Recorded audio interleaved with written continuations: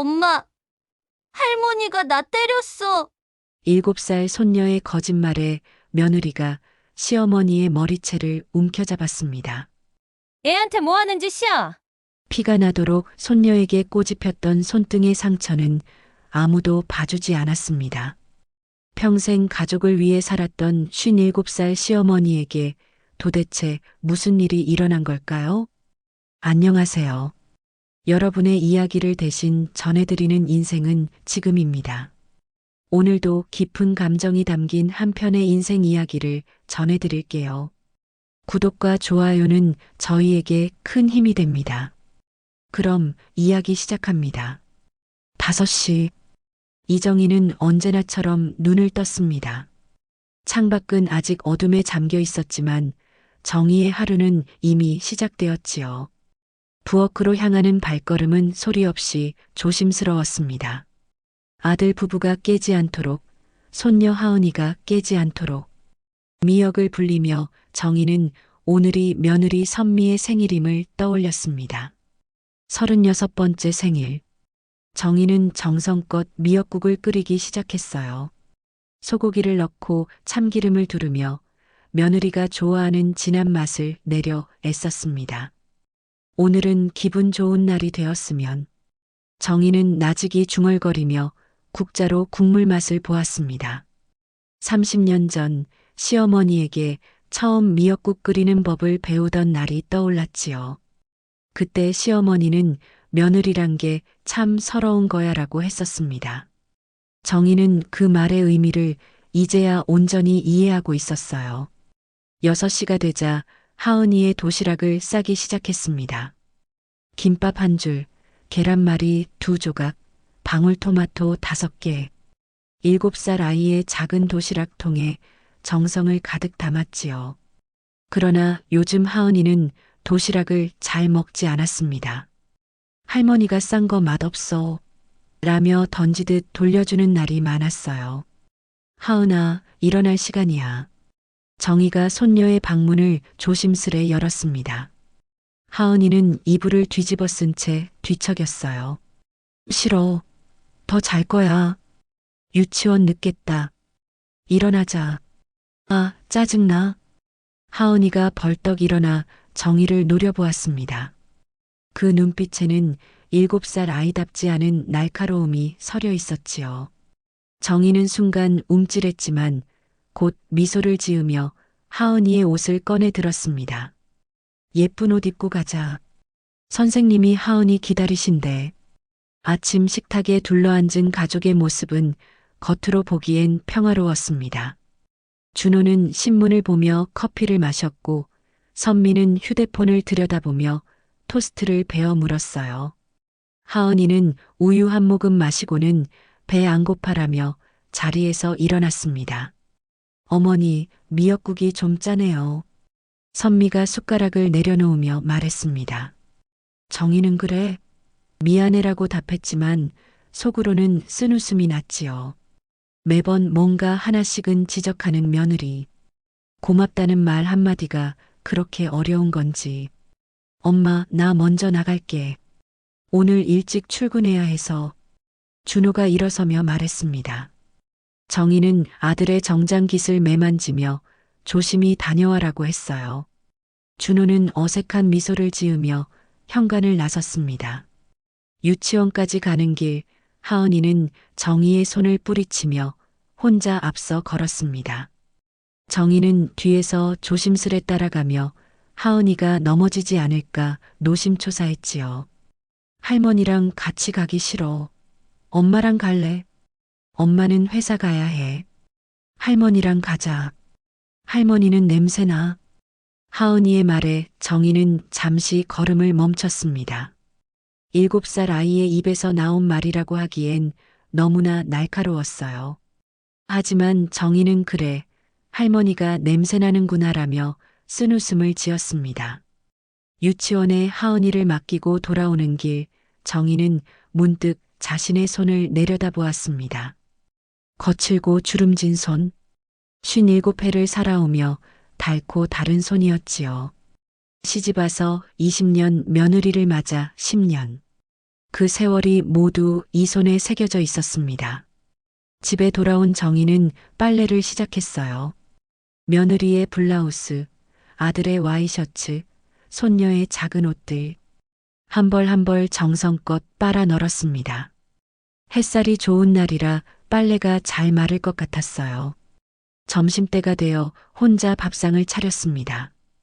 김치 한 가지, 된장찌개 한 그릇. 소박한 밥상이었지만 정희는 천천히 밥을 씹으며 오늘 하루를 돌아보았어요. 매일 같은 일상, 매일 같은 외로움. 오후가 되자 장을 보러 나갔습니다. 하은이가 좋아하는 딸기, 준호가 즐겨 먹는 사과, 선미가 챙겨 먹는 요구르트. 정희는 가족들이 좋아하는 것들로 장바구니를 채웠지요. 정작 자신이 먹고 싶은 것은 생각나지 않았습니다.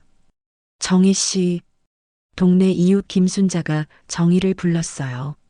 순자는 정희보다 2살 많은 이웃으로 가끔 시장에서 마주치곤 했습니다. 요즘 어떻게 지내? 손녀 돌보느라 바쁘지? 뭐, 그럭저럭 지내요. 우리 나이에 손주 돌보는 게 쉽나? 나도 예전에 그랬는데 허리가 나만하질 않더라고. 순자의 말에 정희는 고개를 끄덕였습니다. 하지만 더 이상 말을 잇지는 않았어요. 집안 이야기를 밖에서 하고 싶지 않았거든요. 집에 돌아와 저녁 준비를 시작했습니다.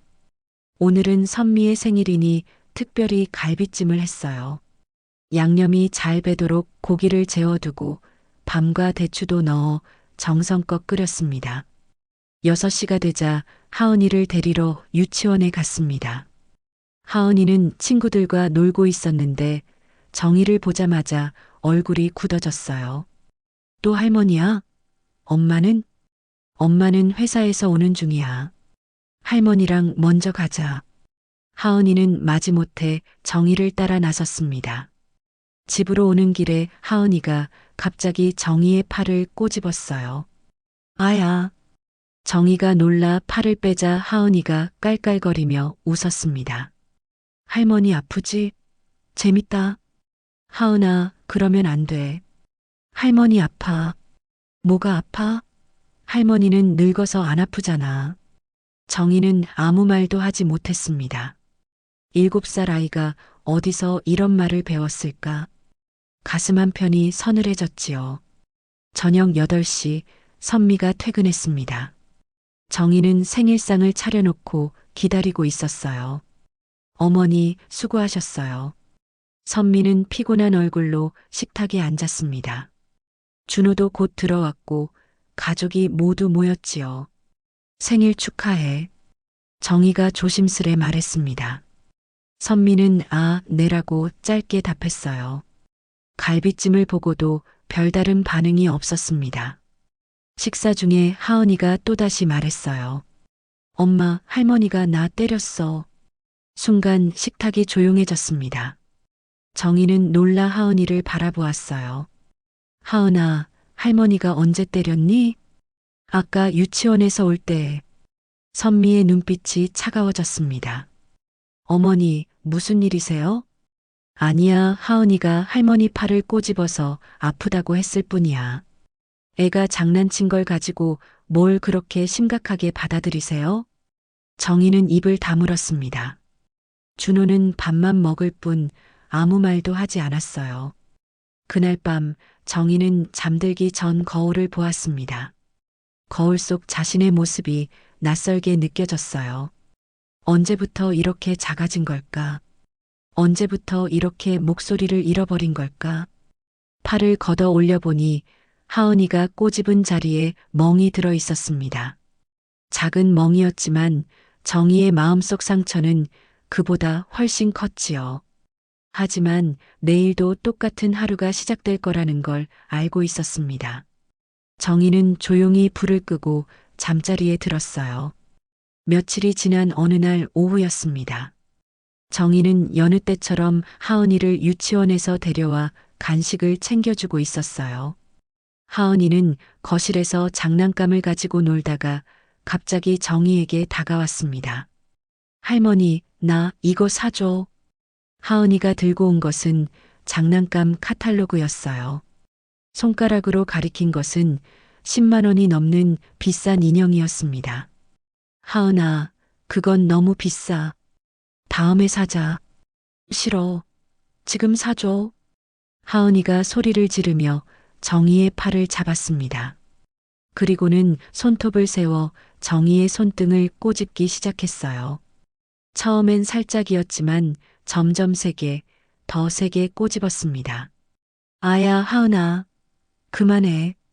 정희가 손을 빼려 했지만 하은이는 더욱 세게 꼬집었어요. 날카로운 손톱이 정희의 얇은 피부를 파고들었습니다. 순간 붉은 피가 손등에 맺혔어요. 정희는 놀라서 하은이의 손목을 잡았습니다. 세게 잡은 것도 아니었어요. 그저 하은이가 더 이상 꼬집지 못하도록 살짝 잡은 것뿐이었죠. 하은아, 이건 정말 아니야. 할머니가 피가 나잖아. 정희의 목소리는 떨렸습니다. 하은이는 잠시 멈칫하더니 갑자기 으앙 하고 울음을 터뜨렸어요. 할머니가 나 때렸어. 엄마한테 이를 거야. 하은이는 방으로 뛰어들어가 문을 쾅 닫았습니다. 정희는 멍하니 서서 자신의 손등을 바라보았어요. 피가 흐르고 있었습니다. 부엌으로 가서 찬물에 손을 씻고 밴드를 붙였지요. 그날 저녁 선미가 퇴근하자마자 하은이가 엄마에게 달려갔습니다. 엄마, 할머니가 나 때렸어. 여기 봐, 빨갛게 됐어. 하은이가 자신의 손목을 보여주었어요.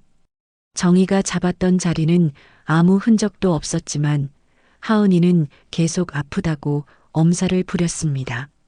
선미의 얼굴이 순식간에 굳어졌어요.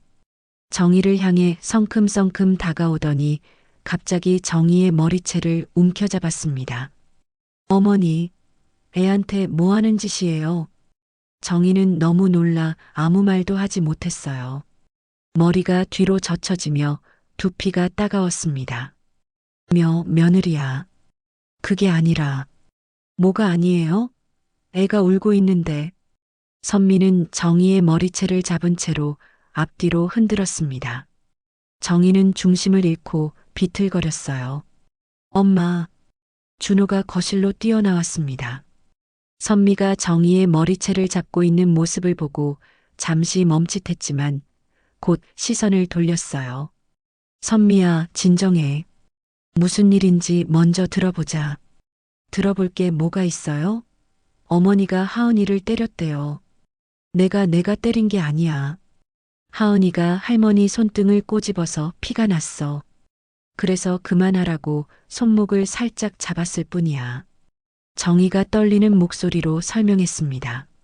손등에 붙인 밴드를 보여주려 했지만 선미는 보려고도 하지 않았어요. 애가 장난친 걸 가지고 뭘 그렇게 난리예요? 어른이 되어가지고. 선미가 정희의 머리채를 놓으며 말했습니다. 정희는 흐트러진 머리를 매만지며 자리에 주저앉았어요. 준호는 엄마와 아내 사이에 서서 어찌할 바를 몰라 했습니다. 엄마, 괜찮아? 작은 목소리로 물었지만 그뿐이었어요. 선미의 눈치를 보며 더 이상 엄마 편을 들지 못했습니다. 하은이 아빠, 당신도 봤잖아요. 어머니가 얼마나 하은이한테 신경을 안 쓰는지. 맨날 혼자 놀게 내버려 두고 밥도 대충 먹이고. 그런 적 없어. 나는 매일 하은이 도시락 싸주고 유치원 데려다주고. 정희가 억울함에 목소리를 높였지만 선미는 코웃음을 쳤습니다. 그게 다예요? 그냥 데려다주고 데려오는 게? 진짜 할머니라면 손녀한테 더 관심을 가져야죠. 그날 밤 정희는 자신의 방에서 조용히 울었습니다. 머리가 아팠어요. 두피가 아픈 게 아니라 마음이 아파서 머리까지 지끈거렸죠. 손등의 상처는 별것 아니었습니다. 하지만 며느리에게 머리채를 잡혔다는 사실이, 아들이 그저 바라만 보고 있었다는 사실이 가슴을 후벼 팠어요. 다음 날부터 정희는 하은이와 거리를 두기 시작했습니다. 아침에 일어나면 도시락을 싸놓고 부엌을 나왔어요. 하은이가 일어나면 도시락은 식탁에 있어라고 말하고는 방으로 들어갔습니다. 유치원도 현관까지만 바래다 주었어요.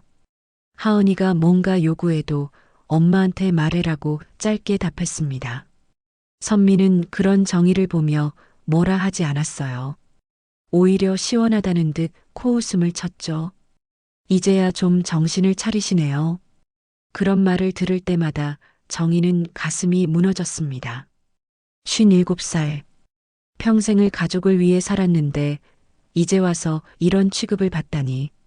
일주일쯤 지났을까요? 정희는 베란다에서 빨래를 널다가 이웃집 아주머니를 만났습니다. 김순자였어요. 정희 씨, 요즘 왜 이렇게 얼굴이 어두워? 아니에요. 그냥 좀 피곤해서. 그러고 보니 며느리분은 요즘 하은이 유치원에 잘 안 보내던데? 내가 며칠 전에 낮에 마트에서 봤거든. 정희는 고개를 갸웃했습니다. 평일 낮에 선미가 하은이와 마트에 있었다고? 아마 잘못 보신 거겠죠. 아니야, 분명히 봤어. 하은이가 유치원 가방도 안 메고 있더라고. 순자의 말에 정희는 이상한 기분이 들었어요. 선미는 분명 매일 출근한다고 했는데 평일 낮에 하은이와 마트에 있었다니.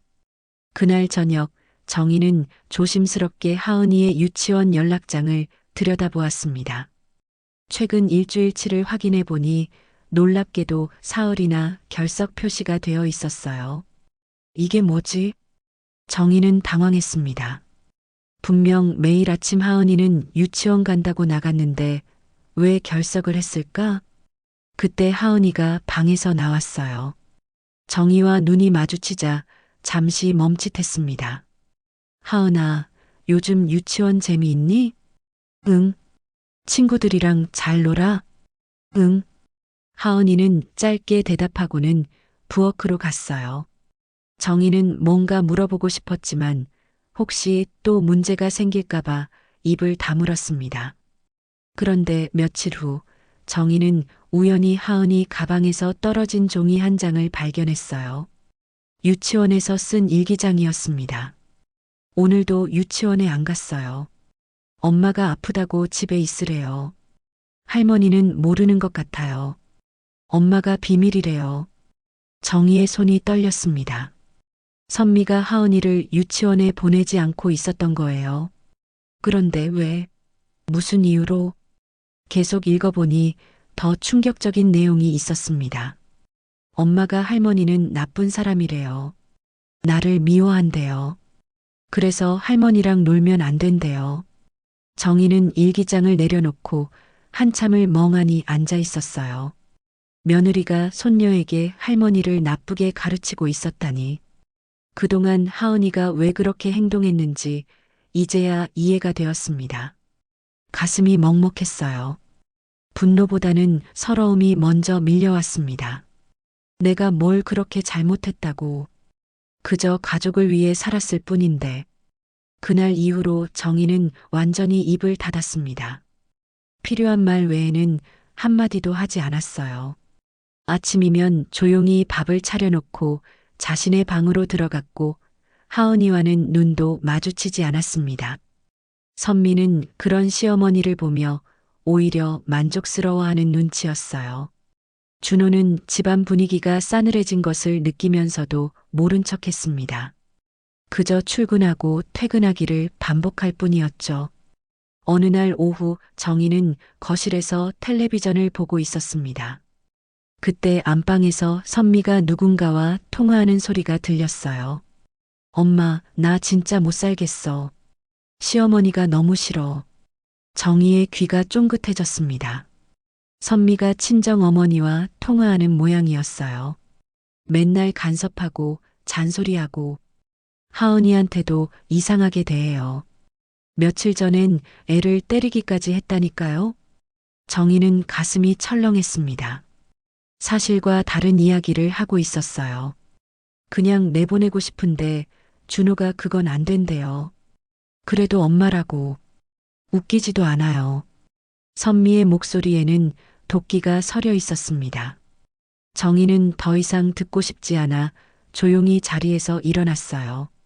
그런데 복도를 지나가다가 또 다른 목소리가 들렸습니다. 이번엔 준호의 방에서였어요. 선미야, 엄마 문제로 또 싸우는 거야? 준호의 목소리였습니다. 부부가 시어머니 문제로 말다툼을 하는 모양이었어요. 당신이 엄마 편만 들지 않으면 싸울 일도 없어. 엄마 편을 든 게 아니라. 그럼 뭐야? 맨날 중간에서 이러지도 저러지도 못하고. 당신 엄마가 나가든지 내가 나가든지 해야 돼. 선미야, 그런 말은 하지 마. 왜? 사실이잖아. 이 집 내 명의야. 내가 결혼할 때 아빠가 사준 집이라고. 정희는 그 자리에 얼어붙었습니다. 이 집이 며느리 명의였다니. 처음 알았어요. 준호가 결혼할 때 집을 마련했다고 해서 당연히 아들 명의인 줄 알았는데. 그래도 엄마를 내쫓을 순 없어. 그럼 계속 이렇게 살 거야? 나는 못해. 쾅! 하는 소리와 함께 방문이 열렸습니다. 선미가 환한 얼굴로 나오다가 복도에 서 있는 정희와 마주쳤어요. 어머니, 엿들으셨어요? 선미의 목소리는 차가웠습니다. 정희는 아무 말 없이 고개를 숙이고 자신의 방으로 들어갔어요. 그날 밤 정희는 잠을 이룰 수 없었습니다. 내가 이 집에서 뭐란 말인가. 가족인 줄 알았는데 그저 귀찮은 짐이었구나. 새벽녘에 문득 휴대폰이 울렸어요. 오래전 연락이 끊겼던 사촌 동생 미숙이었습니다. 언니 잘 지내? 갑자기 언니 생각이 나서. 미숙아, 오랜만이네. 목소리가 왜 이래? 무슨 일 있어? 미숙의 따뜻한 목소리에 정희는 갑자기 눈물이 났어요. 그동안 아무에게도 말하지 못했던 이야기들이 주르륵 흘러나왔습니다. 언니, 그런 일이 있었구나. 정말 힘들었겠다. 나이 들어서 이런 취급받으니까 서러워서. 언니, 내가 지금 노인복지센터에서 일하고 있거든. 센터장이야. 언니 같은 분들 많이 오셔. 한번 놀러와. 미숙의 제안에 정희는 잠시 망설였어요. 하지만 이대로 집에만 있으면 정말 숨이 막힐 것 같았습니다. 그래, 시간 나면 한번 갈게. 다음 날 정희는 오랜만에 외출을 했어요. 미숙이 일하는 노인복지센터는 집에서 버스로 30분 거리에 있었습니다. 언니, 여기야. 미숙이 환하게 웃으며 정희를 맞았어요. 오랜만에 보는 미숙은 여전히 밝고 건강해 보였습니다. 여기가 우리 센터야. 어르신들이 와서 프로그램도 듣고 친구도 만나고 그래. 센터 안은 생각보다 밝고 활기찼어요. 어르신들이 모여서 노래도 부르고 그림도 그리고 있었습니다. 언니도 뭐 배워보고 싶은 거 있어? 요가도 있고 컴퓨터도 가르쳐. 정희는 고개를 저었어요. 아직은 뭔가를 배울 마음의 여유가 없었습니다. 그럼 그냥 차나 한잔하면서 쉬어. 여기 카페테리아도 있어. 미숙과 차를 마시며 이런저런 이야기를 나누다 보니 마음이 조금 편해졌어요. 적어도 여기서는 며느리의 눈치를 볼 필요가 없었으니까요. 집으로 돌아가는 길 정희는 문득 결심했습니다. 더 이상 이렇게 살 수는 없다고. 뭔가 변화가 필요하다고. 그런데 집에 들어서자마자 이상한 광경을 목격했어요. 선미가 정희의 방에서 나오고 있었습니다. 손에는 뭔가를 들고 있었어요. 어머니, 어디 갔다 오세요? 선미의 표정은 평소와 달랐어요. 뭔가 잔뜩 흥분한 것 같았습니다. 그냥 바람 좀 쐬고 왔어. 근데 내 방에 왜 들어갔니? 청소하려고 들어갔어요. 그런데 이게 뭐예요? 선미가 들고 있던 것은 정희의 통장이었어요. 정희는 당황했습니다. 그건 내 통장인데. 알아요. 그런데 잔액이 왜 이렇게 많아요? 어머니가 뭐 하시는 분인데 3천만 원이나 있어요? 정희는 할 말을 잃었어요. 그 돈은 평생 아껴서 모은 돈이었습니다. 만약을 위해 아프거나 할 때를 대비해서 모아둔 돈이었죠. 그건 내가 모은 돈이야. 왜 남의 통장을 함부로 봐? 남이요? 저희가 남이에요? 가족인데 비밀이 있으면 어떡해요? 선미의 목소리가 높아졌어요. 준호가 무슨 일인가 싶어 거실로 나왔습니다. 무슨 일이야? 여보, 어머니가 돈을 숨겨놨어요. 3천만 원이나. 준호의 표정도 굳어졌어요. 정희를 바라보는 눈빛이 서늘했습니다. 엄마, 정말이야? 왜 그런 돈이 있는 걸 말 안 했어? 그게 왜 너희한테 말해야 할 일이니? 내가 평생 모은 돈인데. 그래도 가족인데 숨기면 어떡해요. 우리가 어려울 때 도와주지도 않고. 정희는 믿을 수 없었어요. 자신이 모은 돈을 왜 며느리와 아들에게 설명해야 하는지. 그것도 통장을 몰래 본 며느리에게. 이제부터 그 돈은 우리가 관리할게요. 어머니가 치매라도 걸리면 어떡해요. 선미가 통장을 가지고 안방으로 들어갔어요. 정희는 막으려고 했지만 준호가 막아섰습니다. 엄마, 선미 말이 맞아. 우리가 관리하는 게 나아. 그날 밤 정희는 처음으로 집을 나가고 싶다는 생각을 했어요. 하지만 갈 곳이 없었습니다. 평생을 이 가족을 위해 살았는데 이제 와서 어디로 간단 말인가. 며칠 후 정희는 우연히 하은이의 가방에서 또 다른 종이를 발견했습니다. 이번엔 일기가 아니라 그림이었어요. 가족을 그린 그림인데 엄마 아빠와 하은이만 있고 할머니는 없었습니다. 그런데 종이 뒤편에 뭔가 적혀 있었어요. 하은이의 삐뚤빼뚤한 글씨였습니다. 엄마가 곧 할머니 보내준대요. 그럼 우리 집이 행복해진대요. 할머니 방에서 나도 놀 수 있대요. 정희의 손이 떨렸어요. 며느리가 손녀에게 이런 말을 하고 있었다니.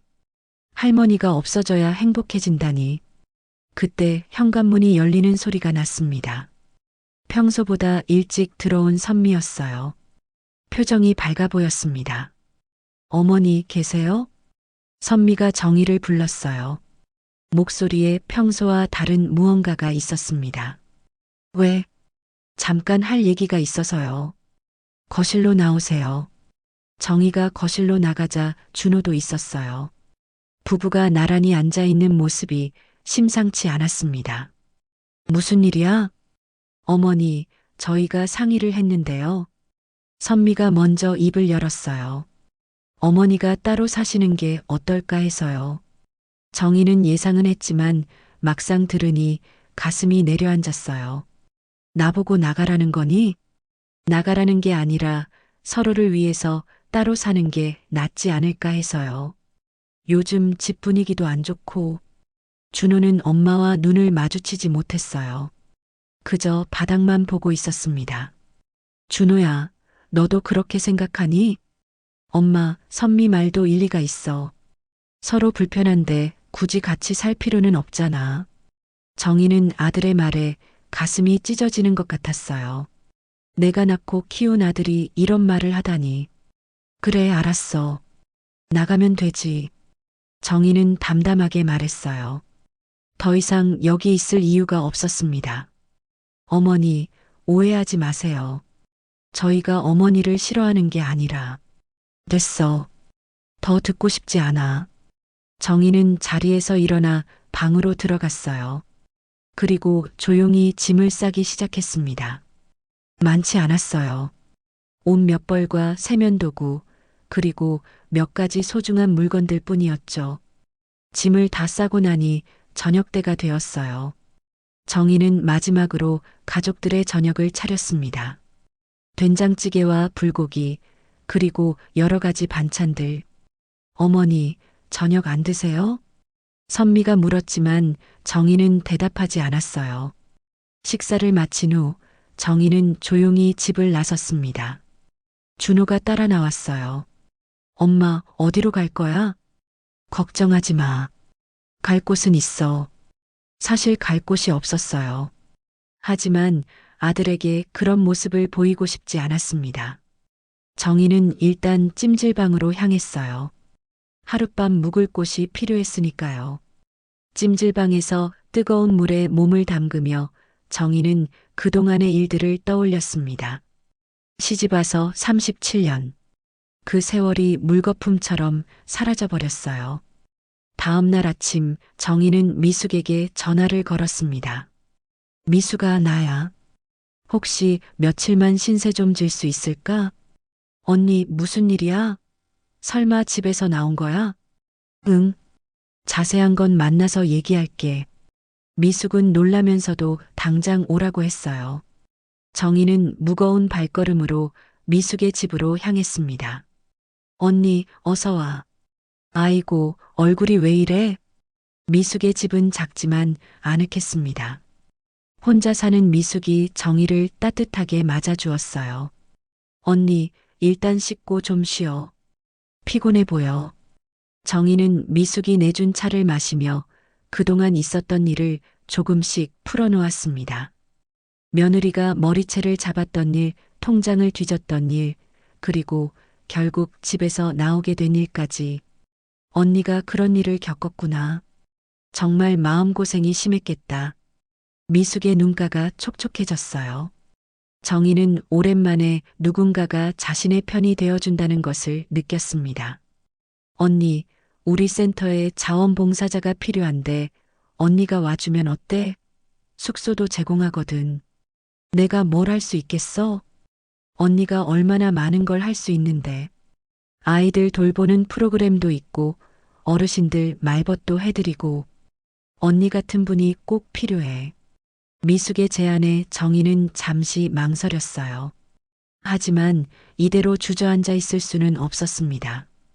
다음 날 정희는 미숙과 함께 복지센터로 갔어요. 센터장인 미숙이 직원들에게 정희를 소개했습니다. 이분은 이정희 선생님이세요. 앞으로 우리 센터에서 자원봉사를 해주실 거예요. 직원들이 따뜻하게 인사했어요. 정희는 어색했지만 고개를 숙여 인사했습니다. 첫날은 센터를 둘러보며 시설을 익히는 것으로 시작했어요. 놀이방, 도서관, 식당, 그리고 작은 숙소까지. 생각보다 규모가 컸습니다. 언니, 여기가 언니가 지낼 방이야. 작지만 필요한 건 다 있어. 방은 작았지만 깨끗했어요. 침대와 작은 책상, 옷장이 전부였지만 정희에게는 충분했습니다. 일주일이 지났을 때 정희는 처음으로 아이들을 돌보는 프로그램에 참여했어요. 맞벌이 부모들이 늦게까지 일할 때 아이들을 돌봐주는 프로그램이었죠. 안녕하세요. 저는 정희 할머니예요. 아이들은 호기심 가득한 눈으로 정희를 바라보았어요. 그 중에 한 아이가 다가왔습니다. 할머니, 우리 엄마는 언제 와요? 6살쯤 되어 보이는 남자아이였어요. 정희는 아이의 머리를 쓰다듬으며 말했습니다. 엄마가 일 끝나면 올 거야. 그때까지 할머니랑 재밌게 놀자. 정희는 아이들과 그림도 그리고 책도 읽어주었어요. 오랜만에 아이들과 함께 있으니 마음이 편안해졌습니다. 그런데 한 아이가 장난감을 던지며 소리를 질렀어요. 싫어. 할머니 싫어. 순간 하은이가 떠올랐습니다. 정희는 잠시 멈칫했지만 곧 부드럽게 아이에게 다가갔어요. 왜 싫어? 할머니가 뭐가 싫은데? 그냥 싫어. 엄마 보고 싶어? 아이는 울음을 터뜨렸어요. 정희는 아이를 조심스레 안아주었습니다. 그래, 엄마 보고 싶구나. 할머니도 알아. 엄마 보고 싶은 마음. 아이는 정희의 품에서 한참을 울다가 잠이 들었어요. 정희는 아이를 안고 있으면서 문득 깨달았습니다. 이 아이도 하은이도 모두 외로운 아이들이었다는 것을. 어느 날 오후 정희가 센터 정원에서 쉬고 있을 때였어요. 누군가 급하게 다가오는 발소리가 들렸습니다. 엄마, 준호였어요. 정희는 놀라 자리에서 일어났습니다. 준호야, 여기 어떻게 알고 왔니? 미숙 이모한테 들었어요. 엄마, 집에 돌아와요. 준호의 얼굴은 수척해 보였어요. 며칠 사이에 많이 야윈 것 같았습니다. 왜? 무슨 일이라도 있니? 준호는 한숨을 쉬며 벤치에 앉았어요. 엄마가 나간 다음에 집이 엉망이 됐어요. 하은이는 밤마다 울고 선미는 회사에서 큰 실수를 했대요. 그래서 선미가 엄마 통장에서 돈을 빼려고 했다가 회사에 들통났어요. 회사 공금을 횡령한 게 들통나서 지금 조사받고 있어요. 정희는 놀랐어요. 며느리가 회사 돈까지 손을 댔다니. 그리고 저희 이혼하기로 했어요. 준호의 목소리가 떨렸어요.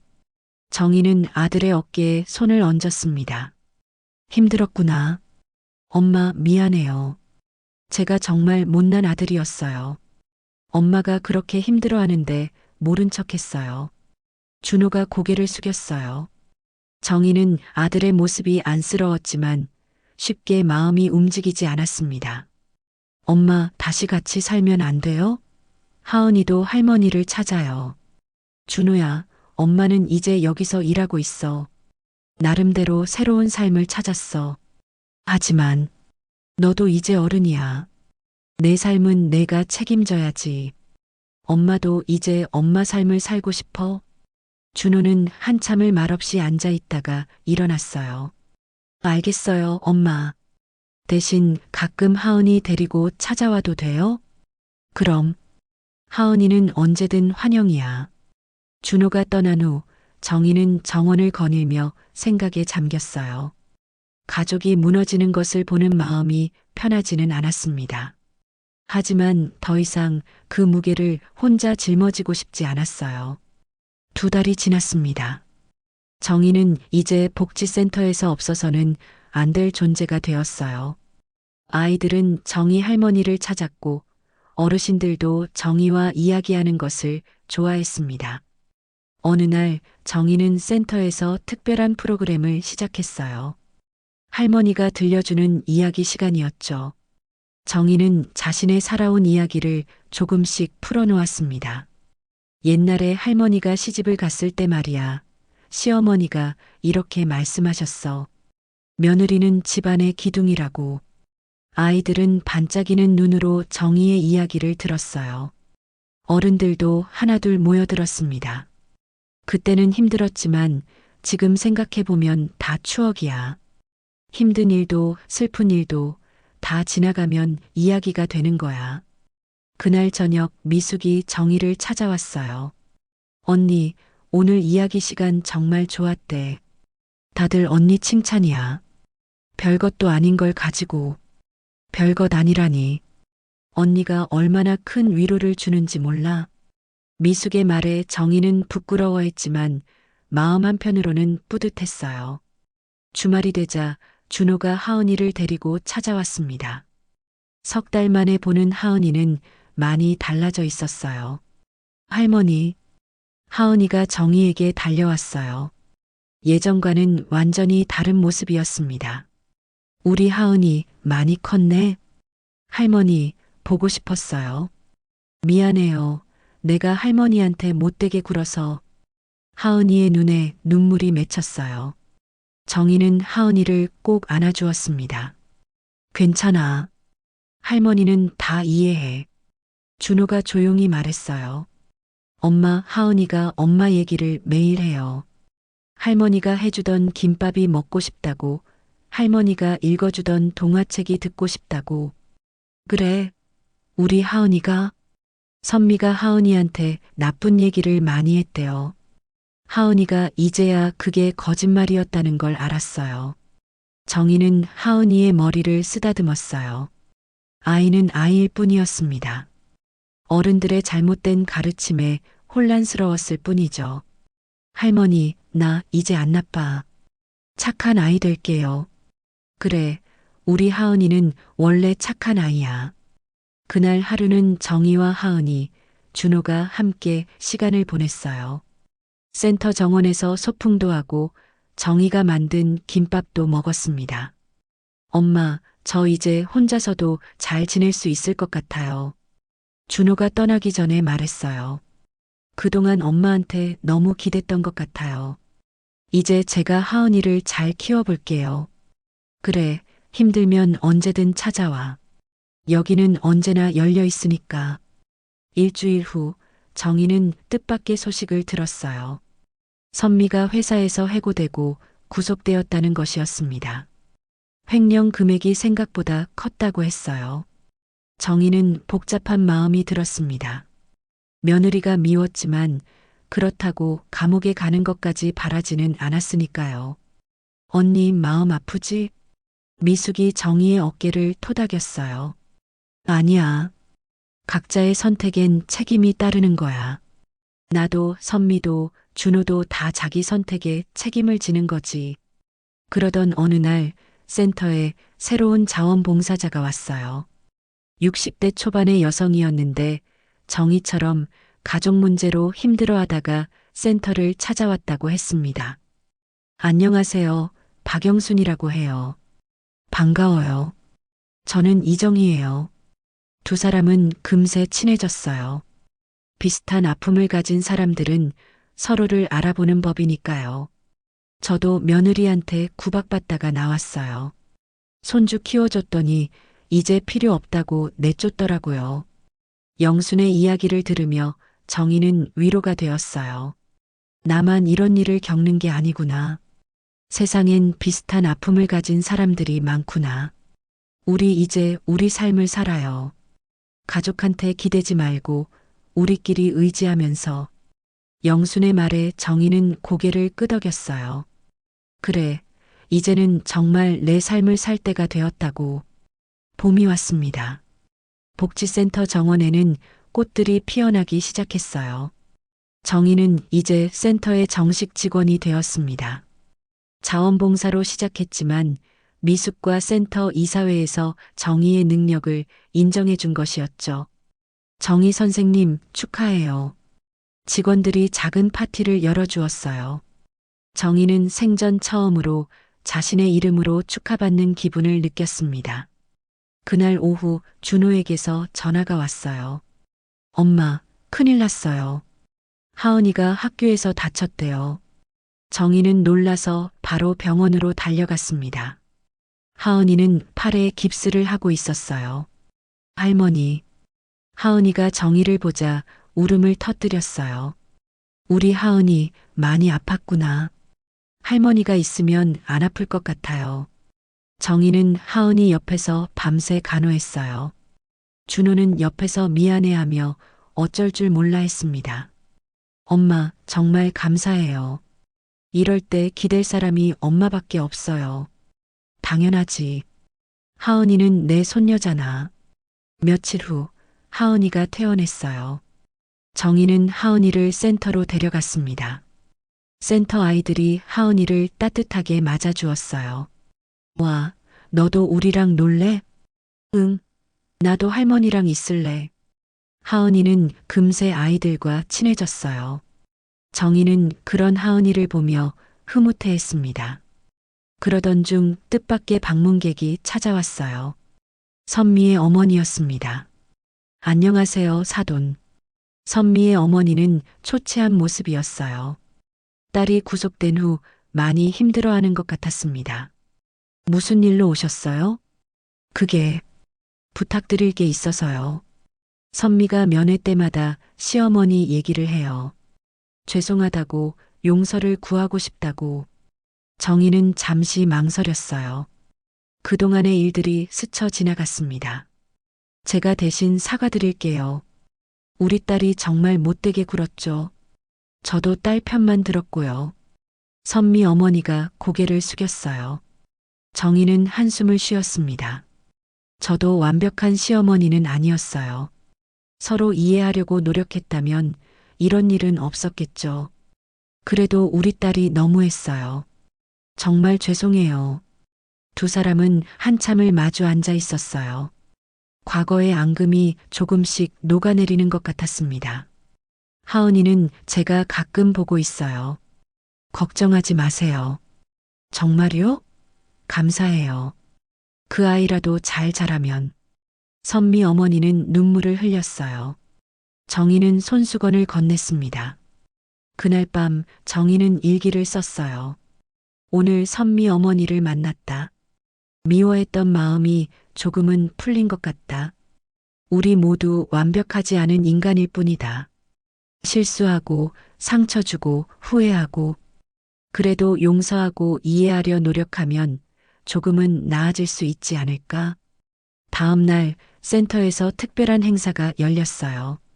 가족 화해의 날이었습니다. 정의의 제안으로 만들어진 프로그램이었죠. 많은 가족들이 참여했어요.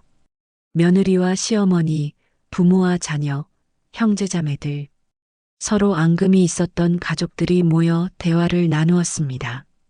정의는 사회를 맡았어요. 가족이라고 해서 항상 사랑만 있는 건 아니에요. 미움도 있고 서운함도 있죠. 하지만 그것도 다 관심에서 나오는 거예요. 참가자들이 고개를 끄덕였어요. 오늘은 서로의 마음을 털어놓는 시간이에요. 비난하지 말고 이해하려고 노력해봐요. 1시간쯤 지났을 때 놀라운 일이 일어났어요. 서먹했던 가족들이 서로 손을 잡고 울기 시작한 거예요. 엄마, 미안해요. 아니야, 내가 더 미안해. 정희는 그 모습을 보며 가슴이 뭉클했어요. 가족이란 게 이런 거구나. 미워하면서도 사랑하고 상처 주면서도 그리워하는. 행사가 끝난 후 미숙이 정희에게 다가왔어요. 언니 정말 대단해. 언니 덕분에 많은 가족이 화해했어. 나도 배운 거야. 용서하는 법을. 그날 저녁 준호가 전화를 걸어왔어요. 엄마, 선미가 반성문을 썼대요. 엄마한테 전하고 싶다고. 그래, 읽어봐. 준호가 천천히 반성문을 읽었어요. 선미의 진심이 느껴지는 내용이었습니다. 어머님, 정말 죄송합니다. 제가 철이 없었어요. 어머님이 저희를 위해 얼마나 희생하셨는지 이제야 알았습니다. 용서해 주세요. 정희는 눈물이 났어요. 미움이 완전히 사라진 건 아니었지만 용서하고 싶은 마음이 들었습니다. 준호야, 선미한테 전해줘. 다 지난 일이라고. 앞으로 잘 살라고. 엄마, 우리 모두 새로운 시작이야. 과거에 묶여있지 말고 앞으로 나아가자. 전화를 끊고 정희는 창밖을 바라보았어요. 봄꽃이 만개한 정원이 아름다웠습니다. 정희의 마음에도 봄이 찾아온 것 같았어요. 1년이 흘렀습니다. 정희는 이제 복지센터의 부센터장이 되었어요. 미숙이 적극 추천했고 이사회에서도 만장일치로 승인했습니다. 58살에 찾은 새로운 직함이었죠.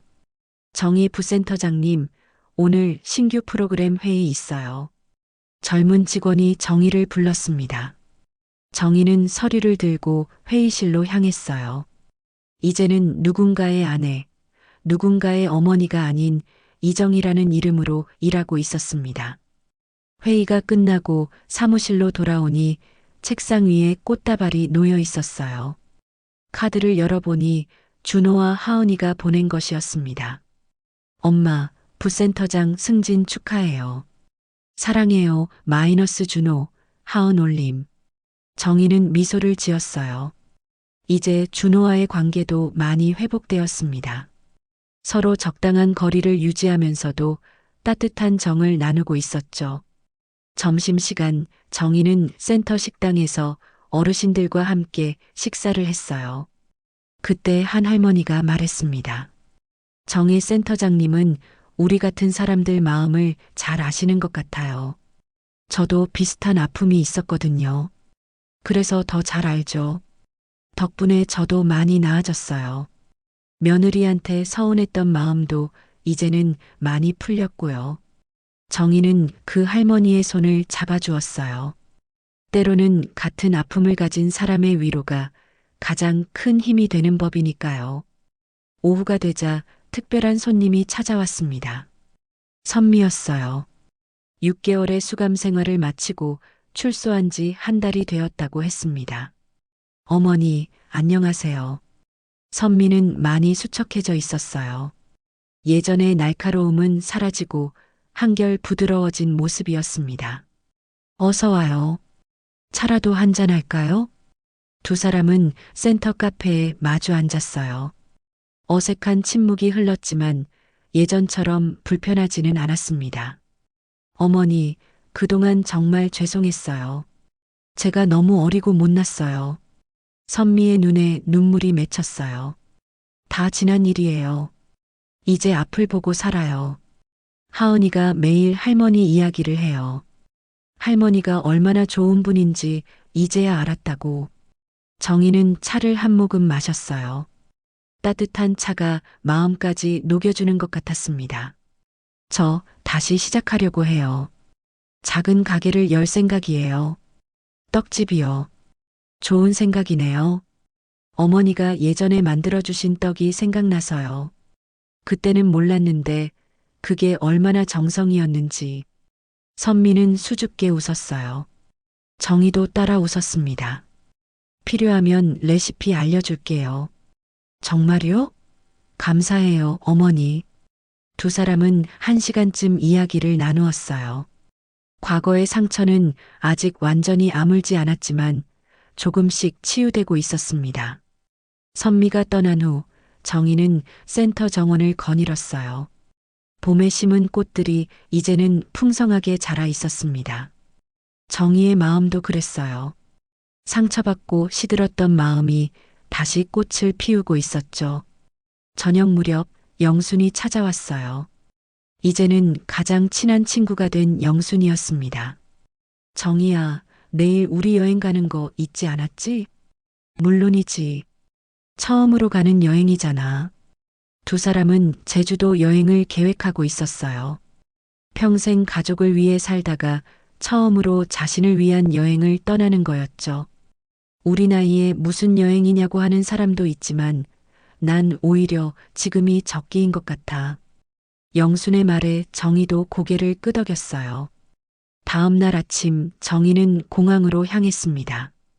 준호와 하은이가 배웅을 나왔어요. 할머니, 재밌게 놀다 와요. 하은이가 정희를 꼭 안았어요. 엄마, 조심히 다녀와요.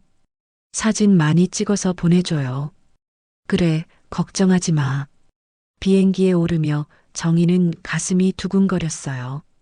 58년 인생에서 처음으로 혼자 결정하고 떠나는 여행이었으니까요. 제주도에 도착하자 푸른 바다가 정희를 맞아주었어요. 영순과 함께 해안도로를 걸으며 정희는 깊은 숨을 들이쉬었습니다. 정희야, 우리 정말 잘 해냈다. 그러게. 이 나이에 새 삶을 시작했잖아. 가족한테 기대지 않고도 충분히 행복할 수 있다는 걸 알았어. 두 사람은 서로를 보며 웃었어요. 바닷바람이 얼굴을 스치고 지나갔습니다. 저녁에는 흑돼지를 먹으며 소주를 한잔했어요. 정희는 오랜만에 마음껏 웃었습니다. 내가 언제 이렇게 편하게 웃어봤나 싶어. 그동안 너무 조심하며 살았잖아. 눈치 보고 참고. 이제는 아니야. 이제는 내가 주인공인 삶을 살 거야. 다음 날 정희는 한라산을 올랐어요. 쉽지 않은 등반이었지만 포기하지 않았습니다. 정상에 올랐을 때의 그 기분은 말로 표현할 수 없었어요. 야호! 정희가 소리쳤어요. 메아리가 산을 울렸습니다. 그 순간 정희는 진정으로 자유로워진 기분이었어요. 여행에서 돌아온 후 정희의 일상은 더욱 풍성해졌습니다. 센터 일도 열심히 하고 취미 생활도 시작했어요. 그림을 배우기 시작했는데 의외로 재능이 있었습니다. 어느 날 정희가 그린 그림이 센터 로비에 전시되었어요. 봄꽃이 만발한 정원을 그린 그림이었죠. 부센터장님, 그림 정말 잘 그리셨어요. 직원들의 칭찬에 정희는 쑥스러워했지만 기분이 좋았어요. 그때 하은이가 센터를 찾아왔습니다. 할머니, 그림 너무 예뻐요. 우리 하은이가 좋아해주니 할머니가 더 기쁘네. 하은이는 이제 초등학교 3학년이 되었어요. 예전에 버릇없던 모습은 온데간데였고 예의 바르고 밝은 아이가 되었습니다. 할머니, 나도 할머니처럼 되고 싶어요. 하은이가, 네, 어려운 사람 도와주고 그림도 그리고 멋있잖아요. 정희는 하은이를 꼭 안아주었어요. 손녀에게 이런 말을 듣다니 가슴이 뭉클했습니다. 그날 밤 정희는 일기장을 펼쳤어요. 오늘 하은이가 나처럼 되고 싶다고 했다. 58년을 살면서 처음으로 누군가의 롤모델이 되었다. 남의 아내, 남의 어머니, 남의 시어머니가 아닌 나 자신으로 인정받은 기분이다. 늦었다고 생각했지만 사실은 딱 맞는 시기였나 보다. 이제부터가 진짜 내 인생의 시작이다. 정희는 일기장을 덮고 창밖을 바라보았어요. 별이 총총한 밤하늘이 아름다웠습니다. 내일은 또 어떤 일이 기다리고 있을까? 이제는 그 내일이 두렵지 않고 기대되었어요. 복지센터 숙소의 작은 방이지만 정희에게는 궁전이나 다름없었습니다. 여기서 정희는 진정한 자신을 찾았으니까요. 가족을 사랑하지만 거기에 묶이지 않고 도움을 주지만 희생하지 않고 함께하지만 독립적인 살. 58배 이정희가 찾은 행복의 비결이었습니다. 당신의 인생은 지금도 충분히 아름답습니다. 오늘 이야기에 공감하셨다면 구독과 좋아요, 그리고 댓글로 마음을 나눠주세요. 우리는 또 다른 이야기에서 다시 만나요. 함께 해주셔서 감사합니다.